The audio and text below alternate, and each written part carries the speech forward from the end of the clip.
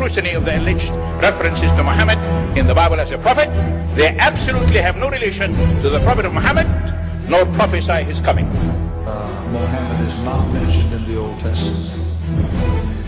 Muhammad is not mentioned anywhere from Genesis to Revelation. Muhammad is God's true messenger. That's a joke.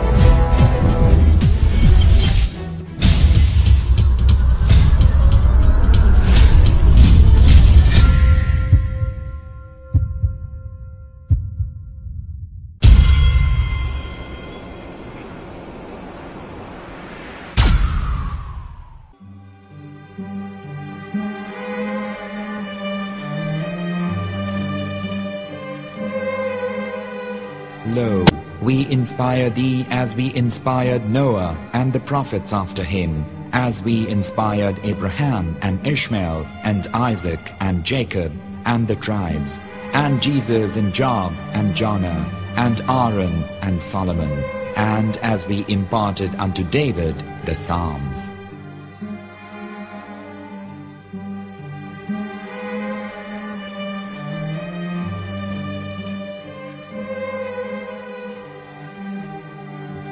The verse we've just heard is from chapter 4 of the Quran. In the verse, God is affirming to humanity that Muhammad is indeed the recipient of a divine guidance, just as Noah, Abraham, and the rest of the prophets. However, some Christians and Jews today don't believe that Muhammad was a prophet and the covenant that God made with Abraham. And since the Quran is not their book of authority, in this video I'm going to show you that the book you're holding in your hands contains the name off the seal of prophethood, the Prophet Muhammad.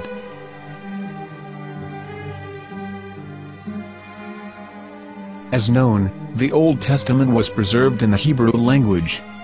In the 5th chapter of the Shir HaShirim, which is one of the 5 Megillat or sacred scrolls that are part of the Hebrew Bible, or for short the Song of Solomon, as Christians know it today. That chapter is discussing someone. Jews will say it is discussing Solomon, while Christians will say it is discussing Jesus. Considering this is the Songs of Solomon, it would seem logical that it is discussing Solomon. The verses, describing this mystery man, have the narrator's speech conjugated in the feminine, meaning it is a woman who is describing this man. So it is possible that it is one of Solomon's wives discussing her husband Solomon. However, Christians assert that Jesus is being discussed, and that the chapter is describing a man who was not yet alive at that point. A prophecy.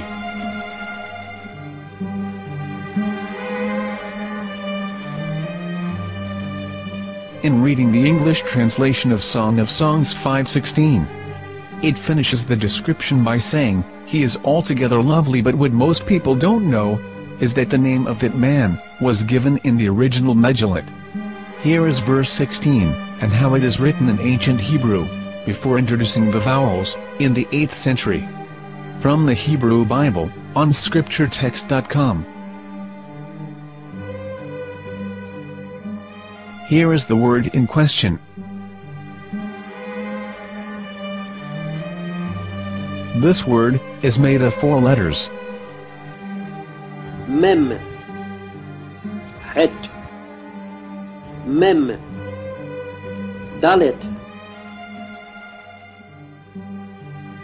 Now when reading the word as it is written in its original form, with no vowels, it can be read as Muhammad, which is the name of the Muslim prophet, or as Mamad with no A after the H.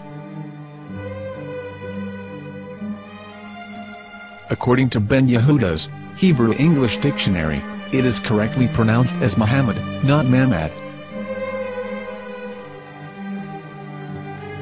So how we're going to know for sure if it's pronounced as Muhammad, the Muslim prophet, or as Mamad, a random Hebrew word? The only way is to give the verse to a rabbi and say to him, "Please read."